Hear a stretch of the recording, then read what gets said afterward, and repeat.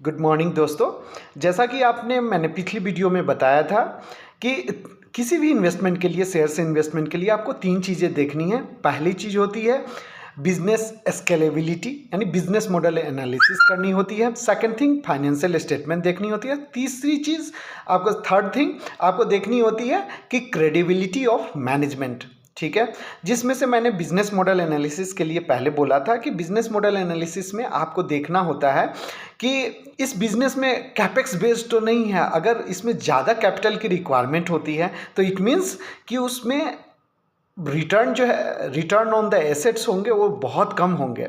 इसलिए हमेशा जो देखिए कि ऐसे इन्वेस्टमेंट करें, ऐसे इन्वेस्टमेंट में डालें, ऐसे बिजनेस में डालें जिसमें आपका इन्वेस्टमेंट बहुत कम लगे और प्रॉफिटेबिलिटी हो, मीन्स मार्जिन ज़्यादा हो उस बिजनेस में, उसमें इन्वेस्ट करने चाहिए। सेकंड थिंग, जो फाइनेंशियल स्टेटमेंट मैंने बोला था कि फाइनेंशियल स्टेटमेंट आपको देखनी होती है, तो फाइनेंशियल स्टेटमेंट में आप देखेंगे क्या? पहला चीज़ आपको देखना है पीई। पीई क्या है? मतलब price to earning ratio. Price to earning ratio क्या होता है? मार्केट जो प्राइस क्या है, मार्केट प्राइस क्या है divided by earnings, earning per share. ठीक है, तो इससे पी मिलता है।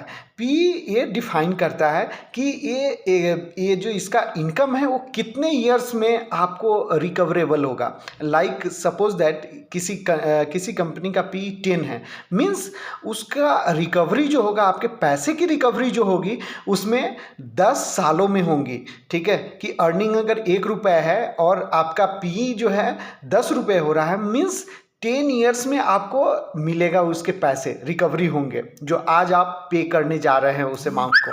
ठीक है, सेकंड थिंग, अब जो पी, ऐसा नहीं है कि पी जिसका ज़्यादा हो वो शेयर्स जो होते हैं वो काफ़ी महंगे होते हैं, नहीं, ऐसा नहीं है। मार्केट डिफाइन करता है कि इसकी अर्निंग कितने सालों तक आ सकती है और कितने दिनों में हम इसे रिसीव कर सकते हैं इस अर्निंग्स को। ठीक है, इसकी ग्रोथ जो है सेम रहेगी या डिफरेंट रहेगी, वो डिफाइन करता है पी को। ऐसा नहीं है कि पी जिसका ज़्यादा हो इसका मतलब वो कि शेयर्स जो है टू मच एक्सपेंसिव है, और पी कम हो इसका मतलब नहीं है कि वो बहुत कम एक्सपेंसिव है।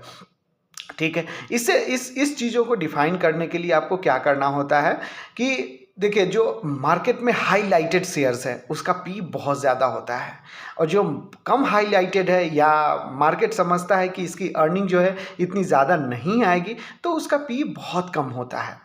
ठीक है, थैंक यू। नेक्स्ट वीडियो में हम आपको बताएंगे how to calculate the return on assets. ठीक है, उसके बाद हम एक एक स्टेप, 1 बाय 1 स्टेप करते हुए आगे बढ़ेंगे और फाइनेंशियल स्टेटमेंट को फुली डिफाइन करेंगे। Thank you so much. Thank you.